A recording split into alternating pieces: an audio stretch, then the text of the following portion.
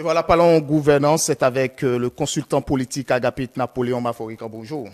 Bonjour Mathieu, bonjour à tous nos téléspectateurs sur les différentes plateformes.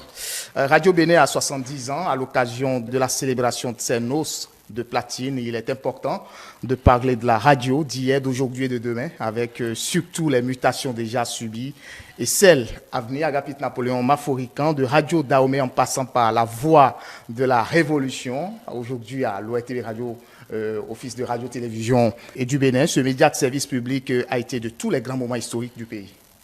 Oui, ça c'est vrai. Je pense qu'il y a mieux que moi pour parler un peu de l'histoire de la radio. Vous avez dit 70 ans, j'en ai quand même un peu moins, sinon bien moins. Donc je ne peux pas compter l'histoire de la radio Cotonou. Mais je sais que nos aînés ont magnifié cette belle voix de Richard Niambossou, ici Cotonou, ici Radio Cotonou, ou bien Radio Dahomey, je ne me rappelle plus. Mais les premiers sons à la place de radio dont les aînés ont toujours parlé, ce qu'on appelle aujourd'hui sans fil, c'est Richard Niambossou, sauf si je me trompe et qu'ils vont me corriger. Donc Richard Niambossou, il nous a quitté il y a peut-être une décennie.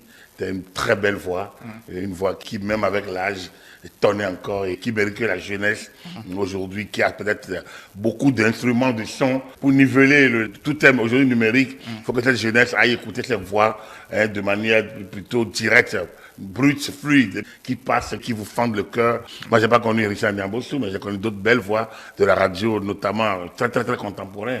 Je ne peux pas oublier Joseph Ogouchi. Joseph Ogouchi est un passionné de radio. Le doyen, ancien conseiller à la HAC, à qui je passe un salut.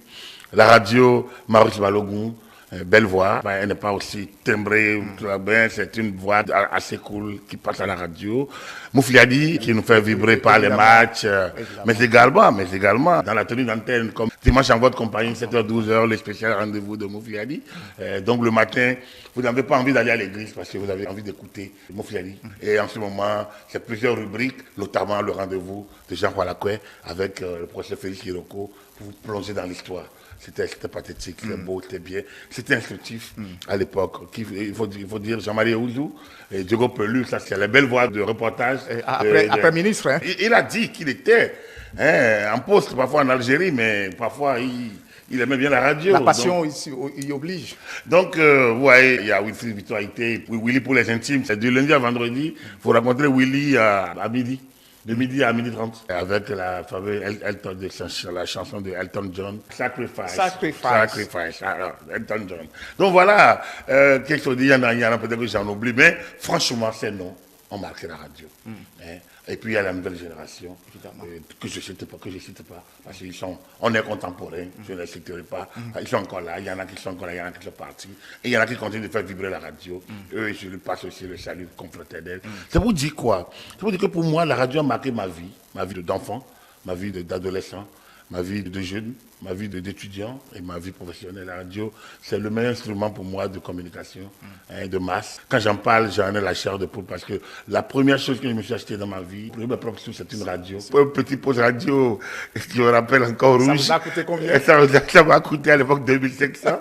Le dépanneur m'a vendu, j'étais presque gâté. Il faut l'ouvrir, passer le tournevis. Il faut, après, pour écouter Africa numéro 1, il faut mettre un fil de fer et aller mettre ça sur le toit. Au sommet de l'arbre. Pour pouvoir écouter, c'était ça à l'époque. Donc le midi, tu quittes l'école, tu dois écouter Africa numéro 1. Tu dois écouter les jeux. Radio m'a tellement fasciné que j'ai participé. Je quittais Porto Novo pour venir participer à beaucoup de jeux radiophoniques, notamment quand la radio s'ouvrait progressivement et s'ouvrait, devenait participatif. Il y avait Antenne Vacances auquel j'ai participé avec les Cloté Awekoun, aujourd'hui Doucissa ici et beaucoup d'autres qui participaient. Claude Aracon est devenu journaliste professionnel après. Donc, il y avait Podium Jeune tous les mercredis avec Joseph Ogouchi et Wilfried Victorité. Et puis j'ai gagné le jeu Podium Jeune. J'ai gagné un poste téléviseur que j'ai emmené à l'université. Voilà. C'est peut-être pour les 5 ans de Podium Jeune. Voilà. Une belle histoire. J'étais le lauréat de Podium Jeune. Vous avez oublié une voix, René Béba?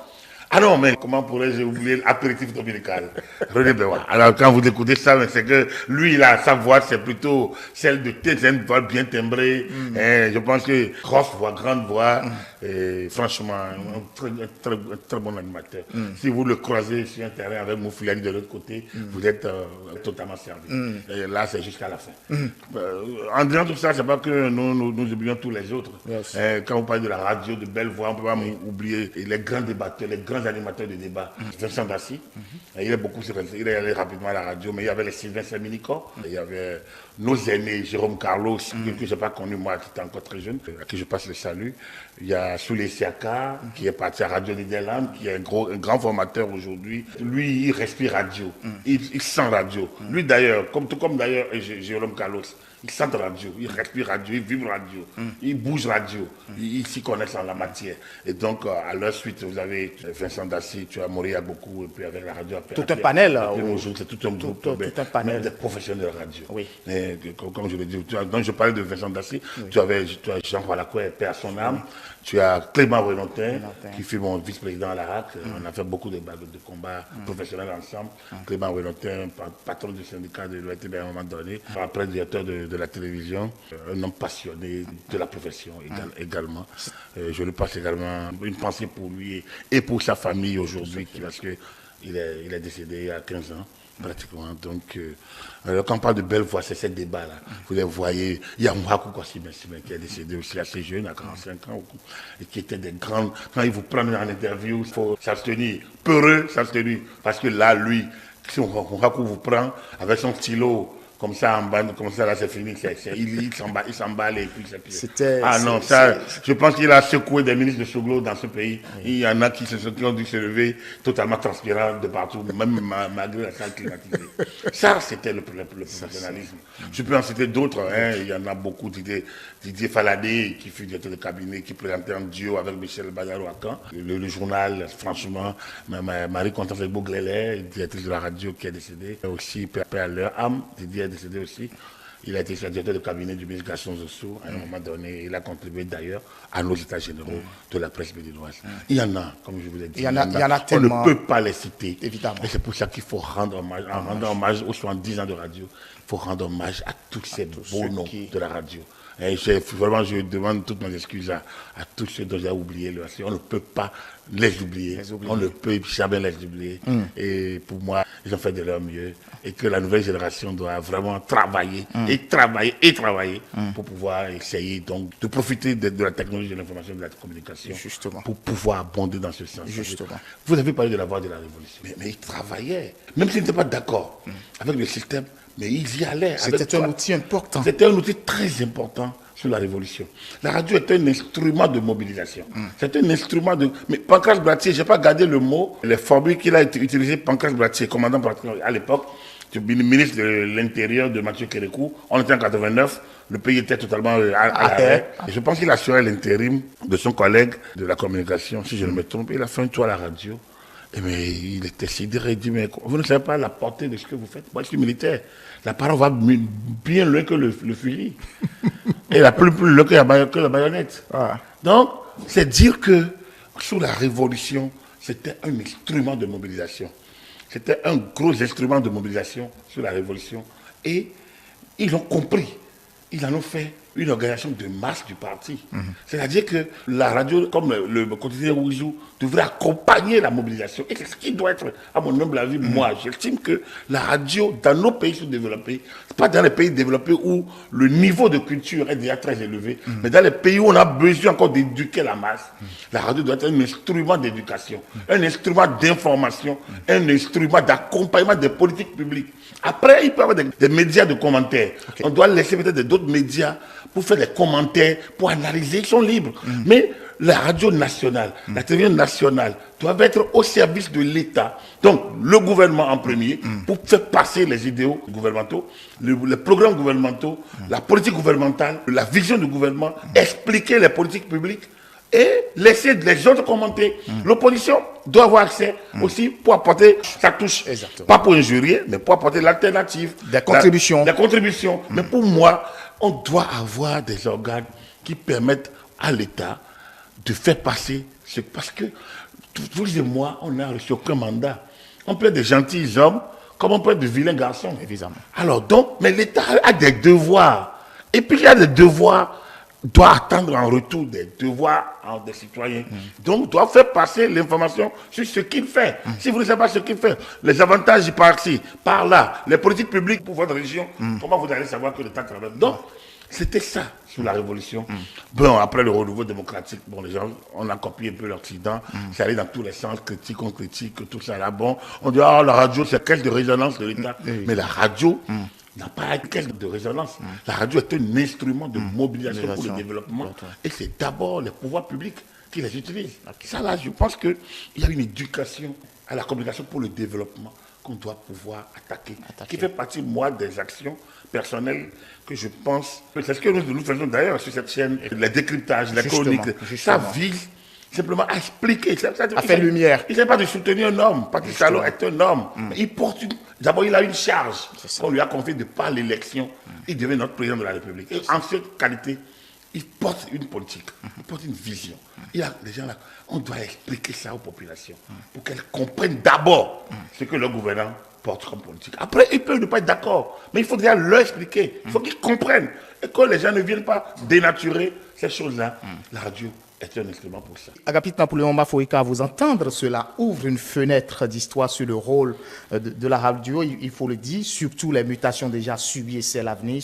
Selon vous, quel modèle économique pour les radios à l'aide du numérique, Agapit Napoléon Mafoïka? Si on doit rentrer dans le modèle économique, on va parler beaucoup parce qu'il y a beaucoup à dire. Vous savez, c'est facile aujourd'hui quand on voit un peu comment les choses évoluent. Avant, pour aller sur le terrain, il fallait 2 journalistes tout au moins. L'un qui tient le Nagra et l'autre le micro. Et le Nagra, c'est pathétique. Je l'ai revu aujourd'hui sur les fils. Je vais sans doute faire un tour à l'exposition parce que ça m'a ramené un peu en ce temps. Et comme je dis, moi, un passionné de la radio. C'est vrai que quand nous allions à la radio, nous voyons les techniciens assis sur le pupitre, les gros trucs de techniques. On se demandait, mais. Et on dit, bon, de l'autre côté de la baie vitrée, vous avez telle personne. On les regardait un peu comme des personnages qui venaient du ciel, quoi. Parce que vous extraordinaire. On dit la même magique de Souleymane Sadi Sanda. Vous dites, c'est qui celui-là? Et pour le voyage, bonjour. Et de l'autre côté de la belle vitrée, c'est Raphaël Avancé Fou. Donc, personnellement, il est décédé. Et voilà, on lui rend hommage. Un vibrant hommage du professeur Djaboué d'ailleurs pour lui et que je salue aussi. Donc, vous voyez, ces noms, on les connaît, on les entendait. Vous les voyez un jour, vous dites, ah bon, donc ils existent. Ah, mais ça, c'est super.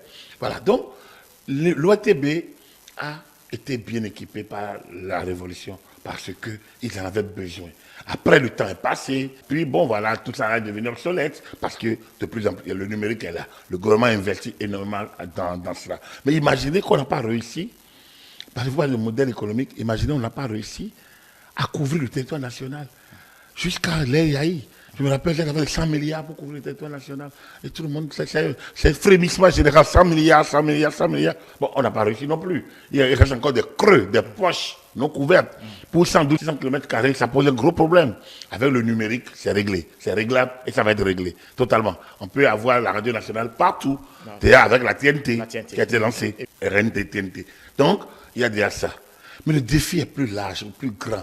Le défi économique va déjà dans l'équipement, mais dans la formation aussi, parce qu'il faut savoir utiliser les équipements. Il y a dans le contenu aussi, parce qu'il faudrait que vous soyez attrayants. Le numérique permet une large diffusion et une démultiplication des fréquences. Du coup, ce n'est plus après 90.5, 90... Non, le numérique ouvre les vannes. Aujourd'hui, il y a des radios qui ont été autorisées par la HAC. Mais il y en a une pléthore qui sont sur le net et que la HAC ne peut même pas réussir à abandonner. Mais la HAC même s'est même abstenue de les réguler en les laissant dans le giron du code de l'Internet et donc dans la régulation du ministre de l'Intérieur et du procureur de la République. Justement, le risque est là. Le risque est que lorsque il y a une dérive par le biais de la communication Internet, numérique, donc, et que la HAC, elle se tait parce qu'elle n'a pas affaire à des journalistes. Ceux qui ne sont pas autorisés n'ont pas qualité de journaliste. Donc la radio ou la télévision n'a pas qualité de radio autorisée. Donc, n'est pas couvert. Mais du point de vue extérieur, on pense à tout le monde pense que c'est un journaliste. C'est un journaliste. Et ça, c'est la confusion que tout ça, ça crée. Vous êtes journaliste, j'en suis, sans doute. Mais si nous publions un avis ou un reportage que je vais faire, je le publie par voie d'un canal non autorisé. Non autorisé. Par exemple, un support numérique. D'accord. Radio, Saint-Mathieu Radio, par exemple. Radio Web Saint-Mathieu. Ouais, merci. Radio Web Saint-Mathieu. Si, par exemple, je publie un élément, et ça crée un certain nombre de situations, les gens saisissent le procureur de la République. Ou le procureur s'auto-saisit au nom, pour le compte de la société. Mais là, on va dire, chasse à l'homme. C'est ça un peu le problème. Bon, donc, on va pas. C'est pour vous dire que le numérique a beaucoup de défis aujourd'hui, tout comme les médias doivent se conformer. Ils sont en train. L'offre de formation doit suivre tout ça aujourd'hui. Parce que, comme je vous ai dit, la communication pour le développement est un impératif pour un État. L'État doit appliquer, doit fabriquer. Et c'est pas ça, c'est pas laisser comme les points focaux là, qui font la publicité de leur ministère. Non, la communication pour le développement, c'est la production du contenu médiatique impactant pour le développement. Le ministre qui va ouvrir un séminaire, qui va inaugurer des points d'eau, qui va inaugurer des salles de classe, c'est bien. C'est bien, mais ça entre dans la logique de l'action gouvernementale, on doit faire connaître ça.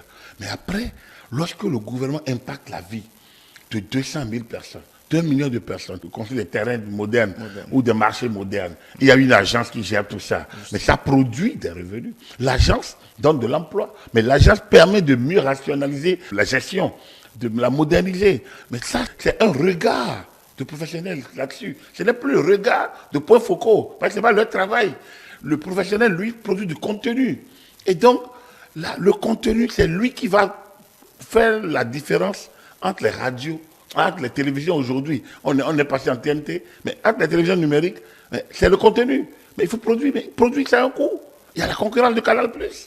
Il y a l'ORTB même qui est l'opérateur de diffusion, mais l'ORTB était concurrent pour les médias privés. Parce que c'est l'ORTB qui reçoit tout. Tout le monde peut aller à l'ORTB parce qu'on estime que c'est l'État. Ça permet d'impacter beaucoup de monde. D'avoir plus de visibilité. Exactement. Et donc l'ORTB devient un concurrent pour les médias privés. Il y a tout un chantier à gérer par là, et sur lesquels on ne s'accommode pas trop. Mais bon, moi je pense qu'aujourd'hui nous parlons de la radio, nous parlons fait, est-ce qu'il faut s'embrouiller avec un contenu, tout ce que nous disons là, et qui rend dans de trop sérieux. Pourquoi ne pas souhaiter bonne fête à la radio, dire hommage à tous ceux qui ont fait de la première seconde de la radio jusqu'à aujourd'hui, et qui continuent de faire perdurer la légende, même si elle n'est plus légendaire que ça aujourd'hui, mais la légende a existé, la légende existe toujours, et ça c'est la radio qui peut produire la légende. Vous êtes en train de parler de légende, une question, une dernière peut-être, quel héritage pour la jeune génération? Ah oui, là, vous posez une belle question. C'est vrai que lorsque vous voyez les Serge Ayaka aujourd'hui, vous pouvez dire, ben, la génération, franchement, c'est bon. Il y avait Henri Assangba dans Cité, avec lequel il fait produire un jeune, et tout ça là, mais il est docteur actuellement, je ne sais pas s'il n'est pas au Canada, il a pris par la radio nationale aussi. Il y a une nouvelle génération qui n'est pas mauvaise. Eustache Florence Ressou, c'est vrai qu'il est plus télé, aujourd'hui docteur. Patrick Joshua, par exemple, mais quand lui, c'est un poète, il fait de belles constructions. Non, je pense que eux aussi seront légende pour d'autres. La radio a fabriqué de très belles voix et il y en a encore là aujourd'hui. Je pense qu'il doit y avoir un pèlerinage en principe à la radio nationale. Quand vous parlez tout à l'heure de l'aide numérique, pour moi, je pense que l'État doit clarifier un peu le rôle du service public et ouvrir le champ au privé. Les privés qui doivent être encadrés par une belle politique de formation et d'accompagnement. Quand il n'y a pas de l'aide d'État à la presse, moi j'estime que l'État peut accompagner les médias en les restructurant au niveau fêtière. La formation au management, dans les modes modernes de gestion, pas les formations que les écoles de formation offrent déjà aux journalistes, non. Donc il y a ça pour que le service public reste toujours la légende et produit des légendes. Donc pour moi, oui, il y a beaucoup à gagner avec la nouvelle génération de l'ancienne, même si l'ancienne génération, comment dire, pas cédé place. Je pense qu'elle a encore de très beaux restes par là. Parce que beaucoup sont aujourd'hui à la formation. Je n'ai pas cité mon doyen Fidèle Aïkoué. Comme je vous ai dit, je vais en oublier énormément et qui m'excuse tous. Il y en a beaucoup, comme je vous ai dit.